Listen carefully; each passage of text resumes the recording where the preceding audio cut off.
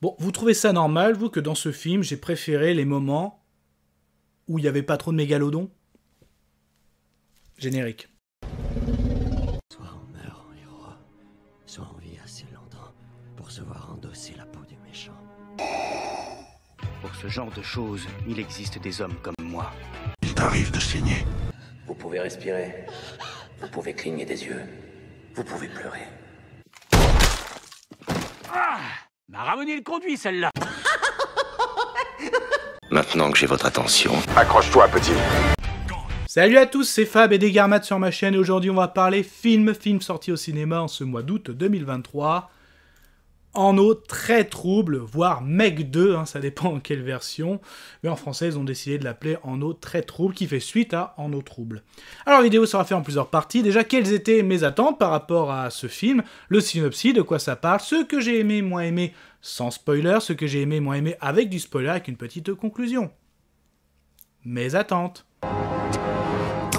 Alors clairement mes attentes, moi j'avais adoré hein, le Meg 1, donc en eau trouble avec Jason Statham, donc le côté avec du mégalodon hein, qui s'était échappé d'une zone dans les profondeurs, hein, donc j'avais beaucoup aimé le concept, un peu du science-fiction, un peu notre Jurassique aquatique, hein. Moi j'avais franchement bien aimé, Jason Statham en tête d'affiche, non j'étais satisfait, et comme là on me donne un deuxième volet, bah on y va, donc j'ai apprécié le premier, bah allons voir ce deuxième volet, bah du coup de quoi il parle ce deuxième volet?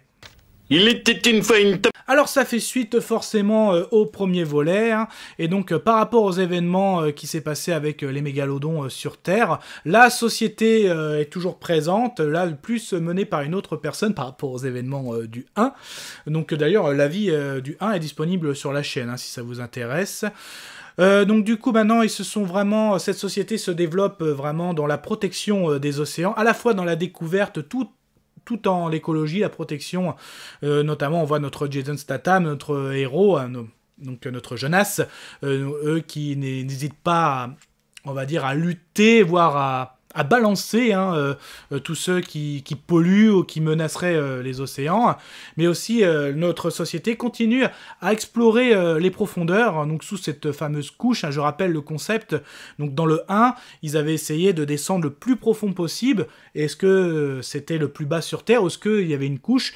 Effectivement c'était bien une couche, et sous ça il y avait d'autres, enfin un univers, donc on a découvert avec des animaux préhistoriques, et notamment un mégalodon, voire même plusieurs avaient réussi à s'échapper. Mais ils ont continué à explorer ça pour voir s'il y avait autre chose, mais ils ont développé tout un arsenal anti-prédateur hein, par rapport à ce qui s'est passé au premier, donc ils ont réussi à vivre parmi, dans cet autre univers parmi ces prédateurs. Voilà.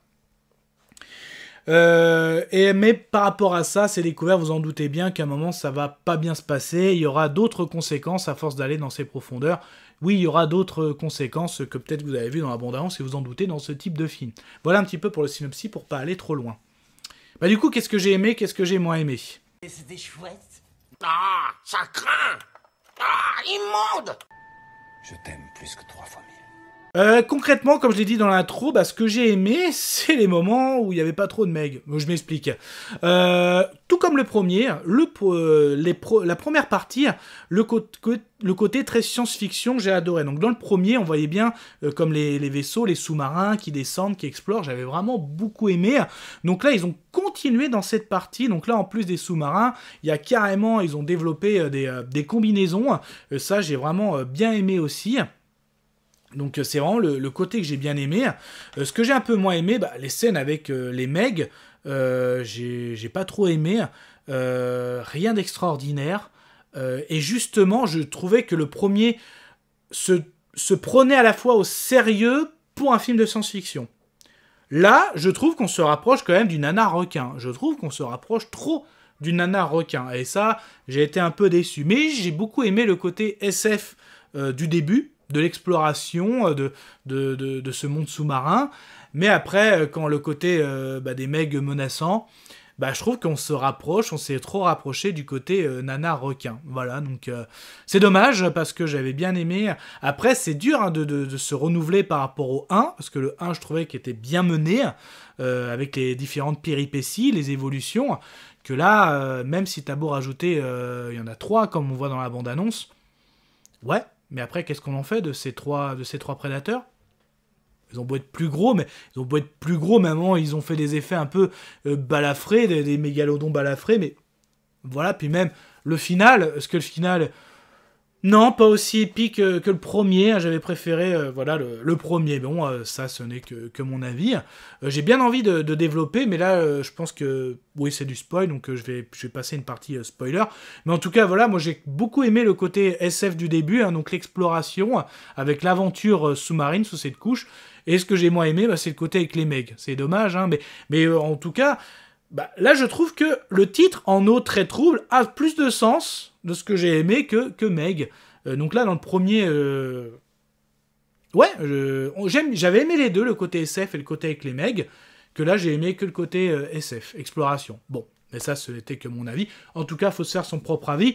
Donc ceux qui ont envie d'aller le voir, si vous avez aimé le premier, bon, moi, c'est dans la continuité, mais j'ai préféré le premier.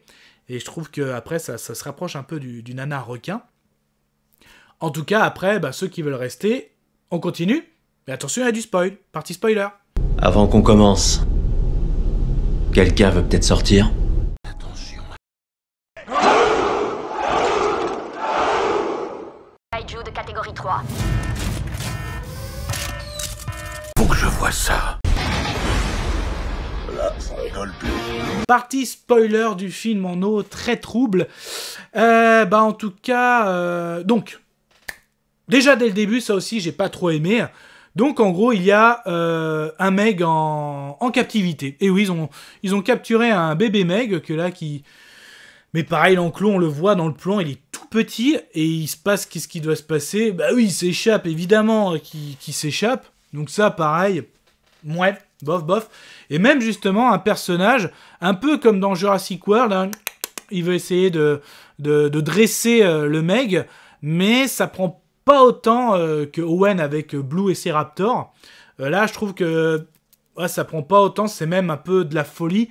C'est pas le même effet. Voilà, parce que dans Jurassic World, on te montre quand même depuis Jurassic Park, que les Raptors sont très intelligents. Donc c'est pour ça qu'ils arrivent, et que Owen, on voit bien qu'il y a une belle évolution depuis tout petit avec Blue. Là, il n'y a rien qui est montré. Hein. Il y a même pas de flashback avec... je pense que ça aurait mieux marché, flashback avec la petite Meg toute petite. Mais bon, ça reste un requin, c'est pas un dauphin non plus, quoi. On sait que... Et même d'ailleurs, il le dit, hein, Jonas, joué par Statham.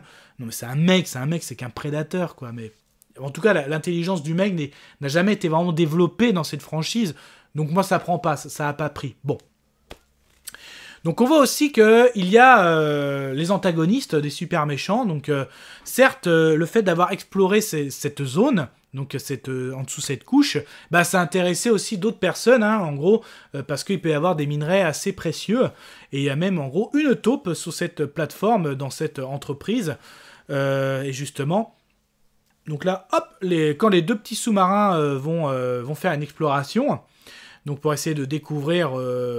même si je rappelle, hein, maintenant, ils savent comment éviter les Meg, mais ils veulent toujours dans l'exploration, hein, pour notamment protéger les océans et faire d'autres découvertes. Mais justement, d'autres ont plutôt des intentions malveillantes. Et tout ça, forcément, ça va provoquer un gros incident. Donc, je rappelle le contexte. Donc on va dire notre association, enfin l'entreprise avec nos héros, Jonas, 2 sous-marins vont continuer à faire une exploration. Et là ils vont découvrir justement que, bah dis donc, mais on n'est pas seul à explorer justement cet environnement. Et en gros, les méchants, qu'est-ce qu'ils font ? Ils font tout péter. Ils font tout péter. Quand on est repéré, on fait tout péter. Bon là pareil, ça... Ouais, moi ça m'a... Ok, méchant, il est pas très discret, on le repère, boum, il fait tout péter. Donc, bah, ça va créer une énorme brèche. Et justement, vous en doutez bien, ça va s'échapper. Mais avant tout ça, c'est la partie que j'ai préférée. Par rapport à cette explosion, donc les sous-marins sont en dérivation. Et donc, ils sont en périple. Et là, ils font justement, ils mettent leur combinaison, ils sortent de leur sous-marin. Et là, justement, ils sont à 3 km, la seule solution. Parce qu'ils ne peuvent pas avoir le sous-marin de secours, comme dans le premier volet. Pourquoi ? Parce que le sous-marin de secours, bah, il a été mis hors d'usage par rapport à la taupe, hein, qu'il y a sur la plateforme. Et justement, ça c'est le côté que j'ai bien aimé, avec les combinaisons, l'exploration qui sont à 3 km de la plateforme, hein, donc, on va dire de la mine, enfin, ouais, de la mine clandestine, hein, c'est ça, qui va extraire, on va dire, des matières de cet univers sous-marin. Donc ils sont à 3 km, et là il va y avoir une exploration. Donc là ils vont partir en équipe, hein, et là c'est vraiment, j'ai trouvé ça vraiment pas mal. Donc la progression des 3 km avec les combinaisons, qui n'est pas sans conséquence, hein, bien sûr, il y a les pertes, et ça c'est vraiment le côté que j'ai trouvé pas mal. Après, une fois qu'ils arrivent à...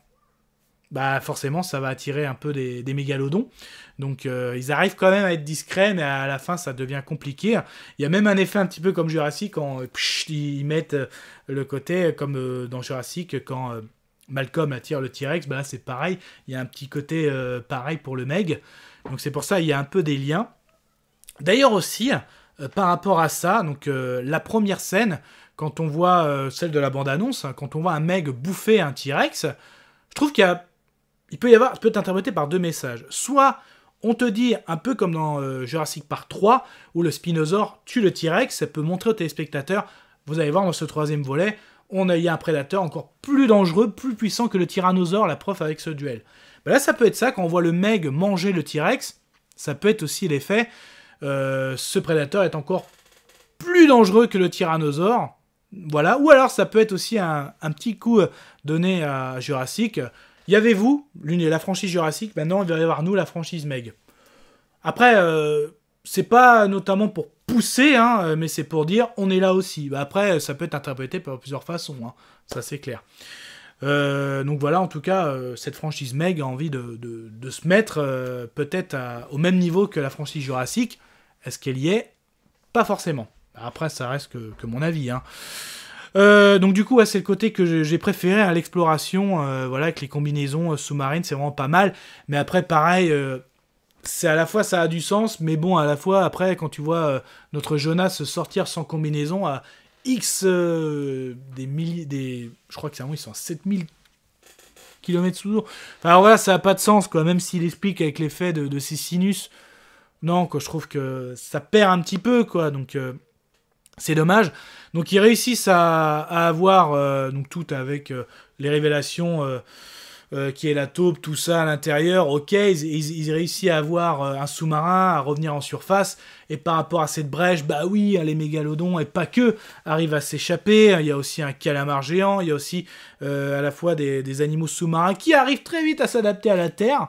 Donc là, et là on arrive au nanar, quoi. On arrive vraiment au nanar. Quand tu vois du Statham qui va avoir en duel 3 mégalodons avec du jet ski, il va réussir à en tuer 2. Le troisième, il va réussir à l'empaler avec, je crois, une hélice. Il va empaler X tonnes de mégalodons qui va se planter, tel un chevalier face à un dragon.